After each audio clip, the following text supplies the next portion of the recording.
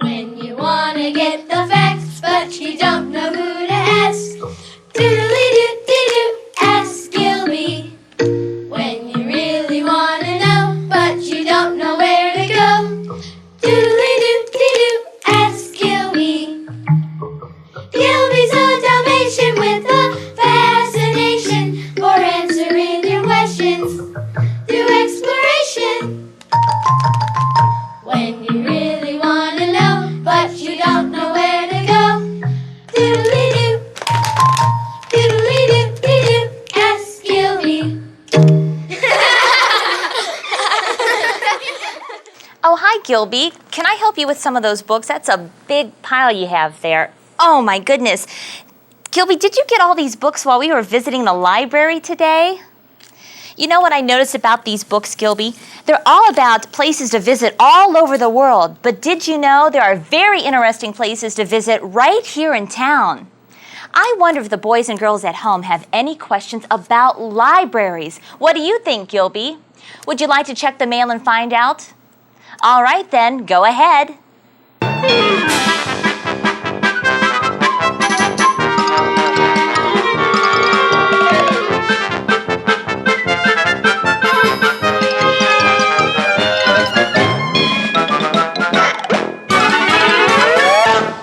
Gilby loves to check the mail. He also loves to fetch the answers to your questions. Shh, here he comes now. Thank you, Gilby. Let's see what we have here. Marissa from Harris Elementary writes, Dear Gilby, there's so many books at the library. How do they keep them organized there? That's a very good question, Marissa. There's thousands and thousands of books at the library, and I bet that's a pretty tough job. Let's see if Gilby can find out. Can you fetch the answer to that question, Gilby? All right, then, go fetch.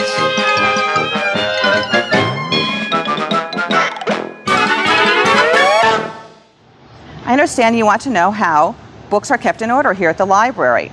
There's two main ways we keep books in order. Our picture books and chapter books are fiction. Those are story books. They're kept in order in A, B, C, or alphabetical order by the author's last name. Because if you like Mark Brown's books, Arthur, you might want to find some of his other books. So they'll be under B for Brown. Now we also have nonfiction books, which are informational or true books. And those are grouped together by subject.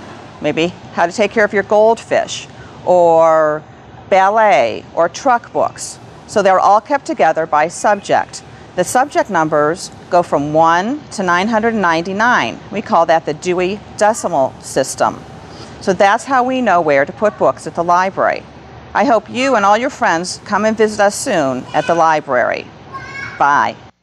Hi, boys and girls. Our neighbor Augustus Bustus decided to pay me and Gilby a visit. And guess what? He has a song about places to visit. Could you play it for us, Augustus Bustus? Yeah. Well, I'd like to visit China, see the flowers in France, maybe see my aunt in Nashville, or the ocean and get a tan. I heard there's a bridge in London, Washington, D.C. has the White House. Go west and see the Grand Canyon. Today I'm at Gilby's house. Oh, I'd like to visit China, see the flowers in France, maybe see my aunt in Nashville, or the ocean and get a tan. Oh, I heard there's a bridge in London, Washington, D.C. has the White House. Go west and see the Grand Canyon. Today I'm at Gilby's house. Thank you, Augustus Bustus, for your song about places to visit. Thanks for having me over, Miss Kathy and Gilby. Bye, boys and girls. Today's number is 1.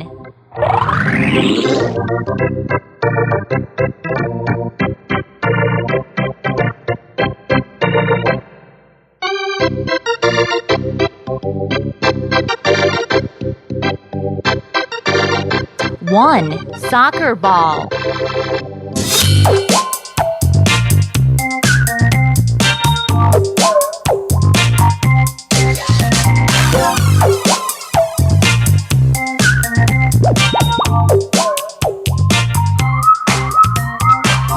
Today's number is 1. Where should you never take a dog? To the flea market.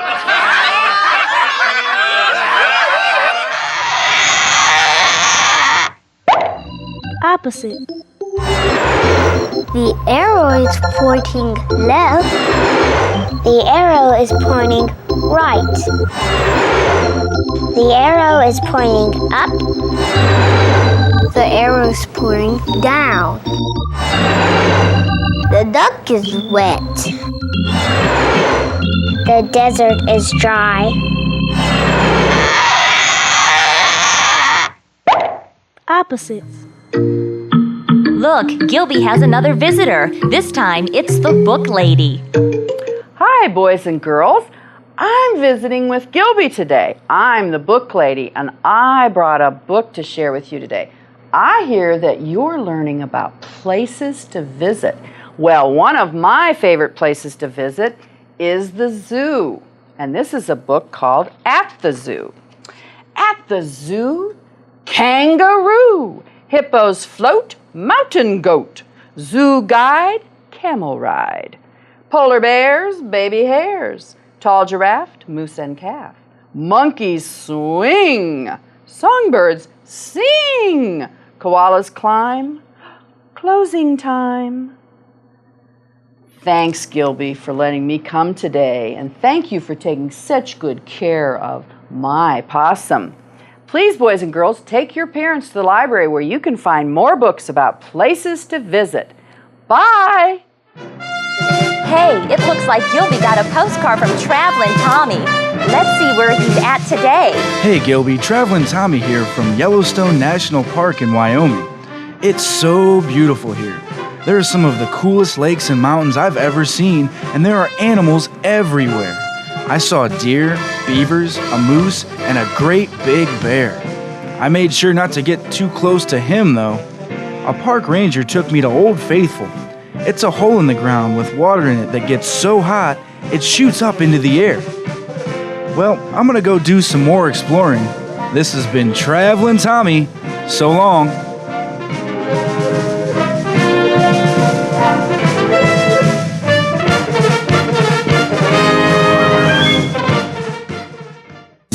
Today's number is 1.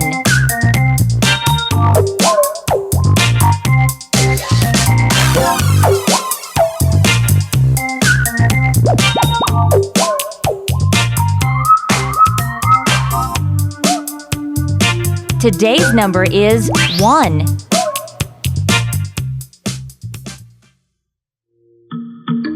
We'll be back with more Ask Gilby right after this.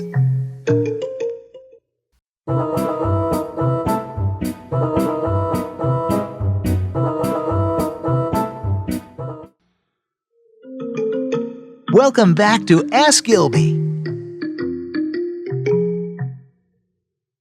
Those are nice flowers. May I smell them? Thank you, Gilby. Hi, boys and girls. Gilby and I were just arranging these beautiful flowers. Aren't they nice? They smell so good, too. Boys and girls, do you know where flowers grow? That's right. They grow in a garden. Gilby and I just visited this beautiful garden. But you know what? They wouldn't let us pick the flowers, right, Gilby? We weren't allowed to do that. Boys and girls, are you trying to call me on the telephone? Hi, this is Miss Kathy. Oh, hi, Brian. It's Brian from Reimer Elementary. Uh-huh. All right, I'll ask him. Gilby, Brian is doing a science project about all the different kinds of flowers, and he wonders what makes them smell so good. Gilby, can you fetch the answer to that question? All right, then, go fetch.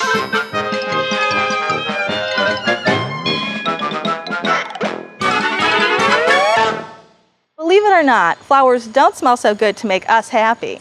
The real reason they smell so good is so that hummingbirds and insects will like them. And then eventually they'll grow new seeds to grow new flowers. Let me try to explain it a little bit more. Think of a flower's smell as the way it calls out or talks to hummingbirds and insects like bees, beetles, butterflies, and moths. When a hummingbird or an insect finds a flower that they really like the smell of, they go to visit the flower. When they visit, they get little bits of sticky stuff called pollen all over their bodies. When they go to visit another flower, these bits of pollen fall off.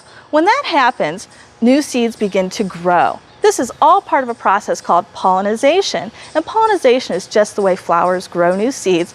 And eventually, we have new flowers like this. So that's the way, or the reason why flowers smell so good. Bye, kids. Today's color is red.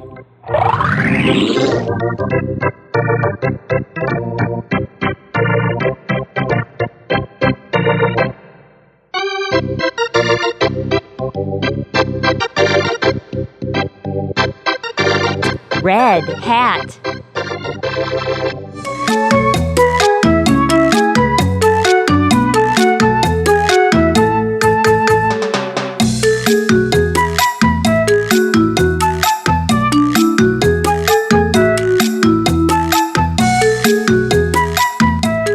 Today's color is red. What do you call a great dog detective? Sherlock Bones.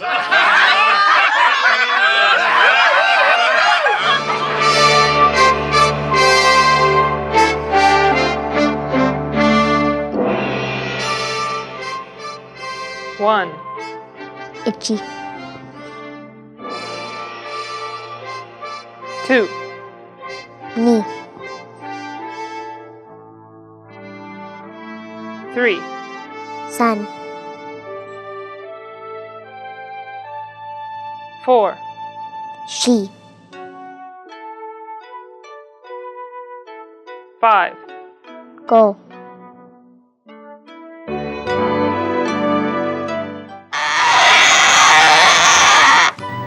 Alphabet. A, B, C, D, E, F, G, H, I, J, K, L, M, N, O, P, Q, R,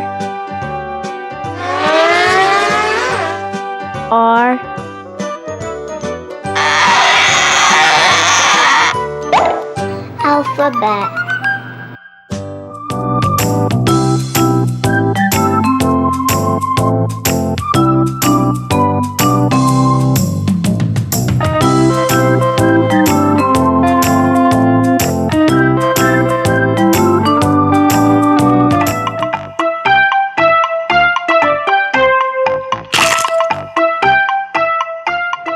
Hello, boys and girls, and welcome to Yum Yum Crunch. My name is Henry Johnson. I'm the owner of Henry's Acme.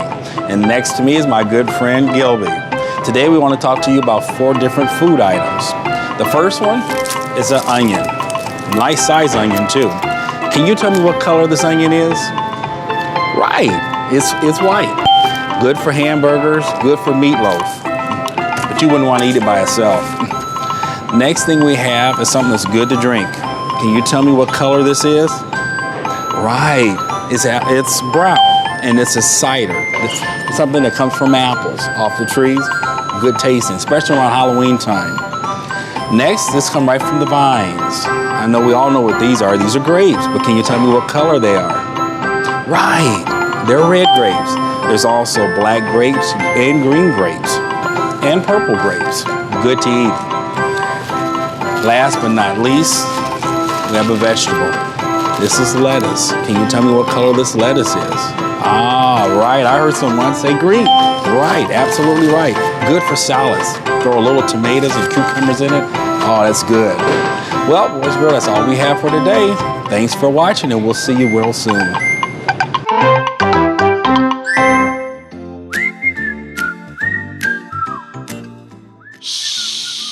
Gilby is in the library. You see, he borrows books from the librarian and even gets to take them home.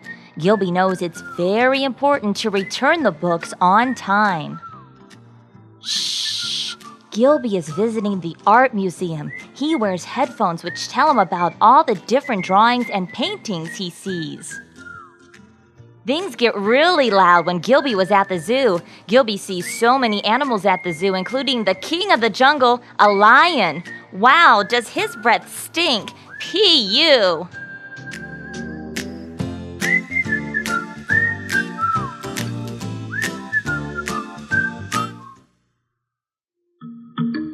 We'll be back with more Ask Gilby right after this. Welcome back to Ask Gilby. Oh, hi, boys and girls. Gilby's just making butter, the old-fashioned way. With this thing right here, you know what it's called? It's called a butter churn. And if you lived over 150 years ago and you wanted butter for your bread, you'd have to make it the old-fashioned way with a butter churn, and it's long and hard work. Are your arms okay, Gilby? You look kind of tired. Well, you know what, boys and girls? Gilby and I learned all about how people lived 150 years ago. It was pretty interesting. I wonder if the boys and girls have any questions about that. Because when you lived that long ago, you didn't even have electricity, and you didn't have one of these either. Let's check our email and find out if you have any questions about how people lived 150 years ago. We have an email, Gilby. Lewis from Cyberling Elementary writes, Dear Gilby, what was it like going to school 150 years ago? That's a very good question, Lewis. Gilby, can you fetch the answer to that question? All right, then, go fetch.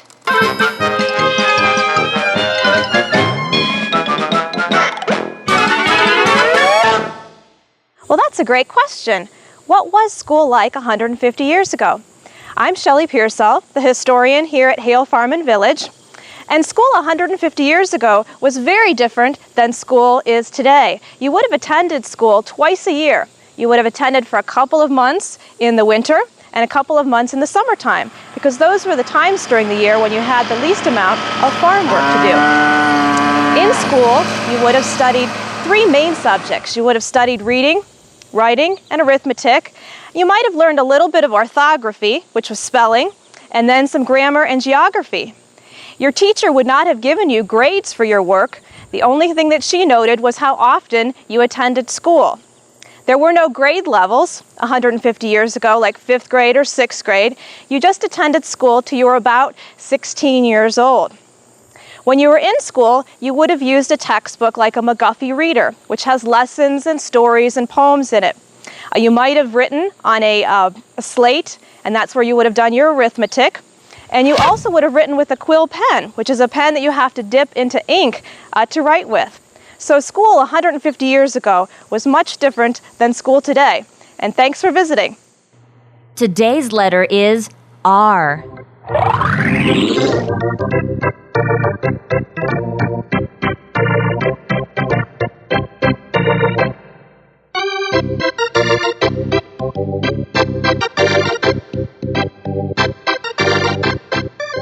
Rabbit.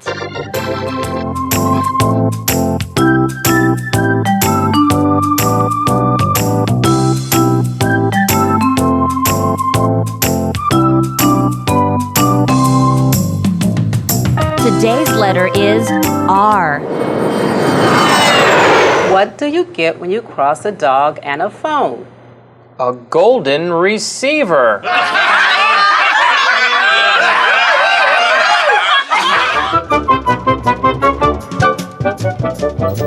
Thanks, Gilby, and welcome to the Critter of the Day with Leo's Ark. Today, you're going to meet Shadow, the Burmese python. She lives in the rainforest far, far away from here, all the way over to Asia. Now, Burmese pythons, they can grow to be as long as a school bus. That's about 30 feet long, kids. Now, Shadow, she's only 1 year old, and she's already almost 10 feet long. Pythons are like boa constrictors. They have teeth that they grab their food with like rats, and then they wrap their strong bodies around the rat until the rat is dead. And then snakes like Burmese pythons, they swallow their rats or their food whole. They don't chew it up like you and I. They swallow it in one big gulp. And after a python eats, you can actually see the lump inside of the snake's body. Now, snakes like pythons, they use that forked tongue to smell. Every time Shadow sticks out her tongue, she's just smelling. She doesn't use her nose to smell. She uses her tongue to smell. Now, you might be wondering, why is Shadow yellow? She's not supposed to be, kids. Her mom is green, which is a very nice color to be if you live in the rainforest. But Shadow, she came out of her egg yellow, and she's always going to be yellow. Zoologists call this type of python an albino. Now, kids, that just means that Shadow was born without the right color of skin. She's always going to be yellow, but since she's my pet, she'll always be safe. But if she was in the rainforest, kids, she would have to be very, very careful because she wouldn't be able to camouflage herself. And that, my friends, is the critter of the day on Ask Gilby.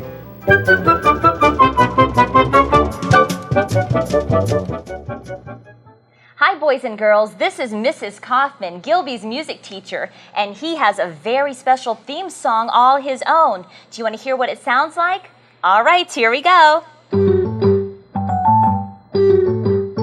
When you really want to know, but you don't know where to go, doodly-doo-dee-doo, ask Gilby. When you want to get the facts, but you don't know who to ask, doodly-doo-dee-doo, ask Gilby. Gilby's a Dalmatian with a fascination for answering your questions through exploration.